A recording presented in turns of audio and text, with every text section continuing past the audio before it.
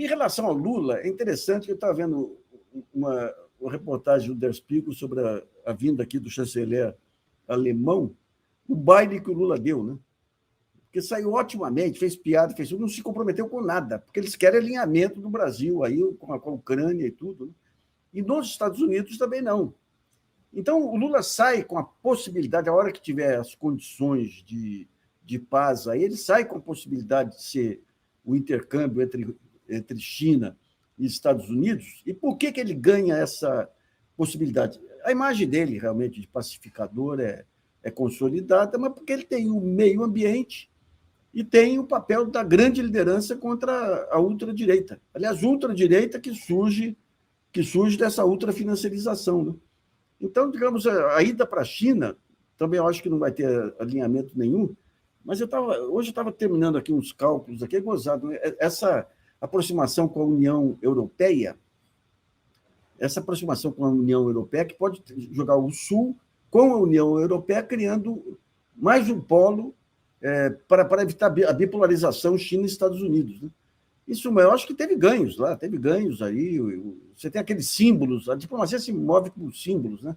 O fato dele ter ficado lá na residência oficial, o fato de uma conversa de 5 ou 10 minutos ter ficado meia hora ou mais aí, né?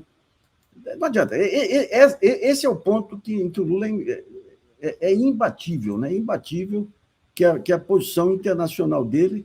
E, aliás, é uma dificuldade. Quando eu vejo aqui os jornais criticando o Lula, eles criticam, aquele metalúrgico lá metido à besta. Eles não conseguem entender a dimensão internacional do Lula, né? Então, a diplomacia e tudo, eu não entendi direito o chanceler dizendo que o Brasil saiu do muro aí com esse negócio da Rússia e da Ucrânia. Tem que criticar efetivamente a Rússia pela invasão, mas quando você pega as origens aí desse embate aí, não tem mocinho, né? Não tem mocinho. Muito menos o Blinken, lá, o secretário de Estado americano, que 2 meses antes de assumir a Secretaria de Estado, investia em indústria de armamentos também, né?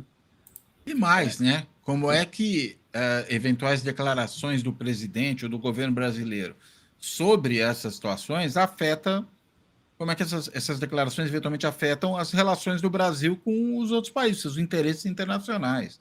Então, muitas vezes você não dá certas declarações, não toma certos posicionamentos que poderiam até ser moralmente defensáveis em abstrato, Claro. porque aquilo vai prejudicar os interesses do país. É isso, né? Ou seja, tem um realismo aí nas relações internacionais que precisa ser considerado nessas horas, né?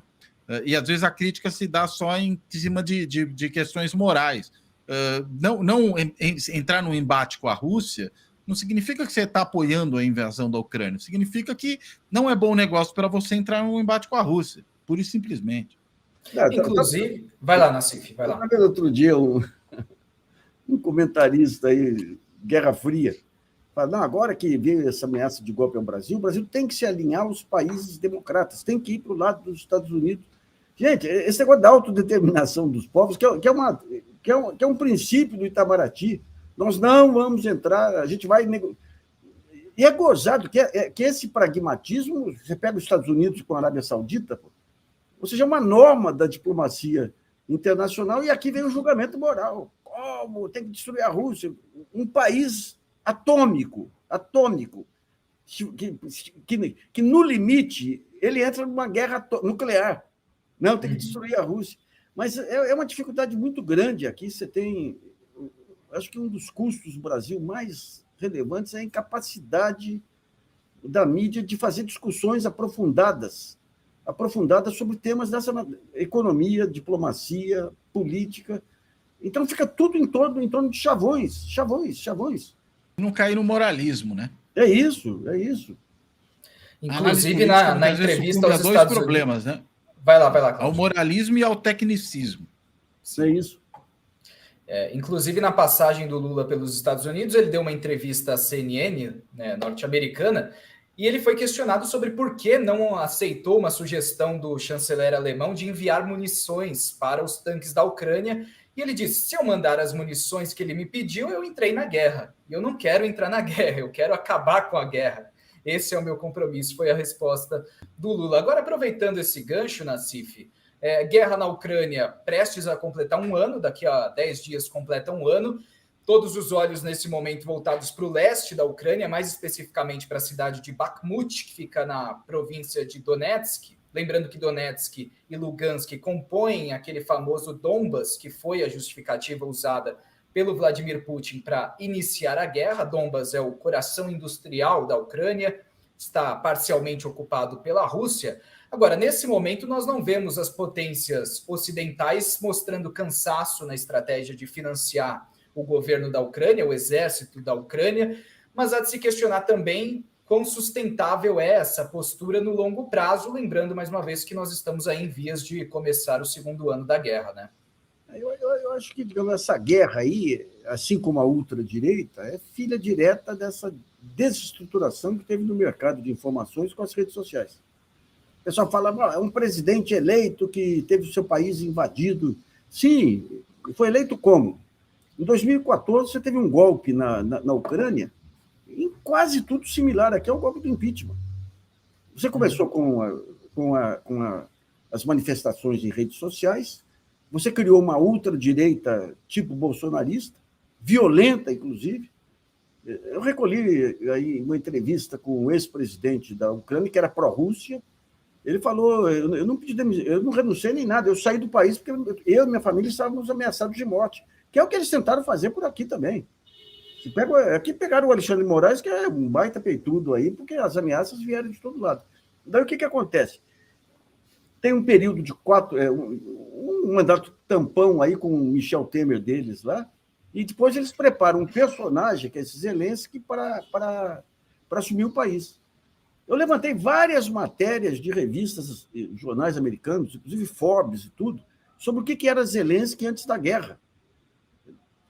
Primeiro, submissão. Você vê a diplomacia da anticorrupção americana. Submissão total aos Estados Unidos e à OTAN. Até indicação de juízes tinha que passar por eles lá. Mesmo assim, ele foi acusado de corrupção. A Forbes tem uma matéria que arrasa com ele antes da guerra.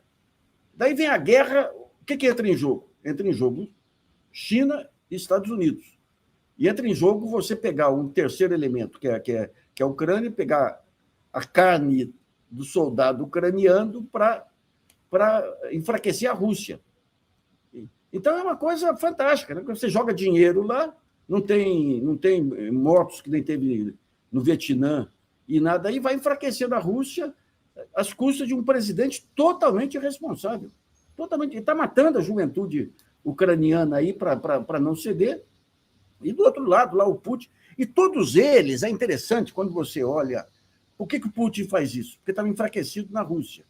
Por que os mandatários europeus defendem isso sabendo dos impactos que ia ter sobre a economia? A Alemanha está quase abrindo o bico lá com gás e tudo.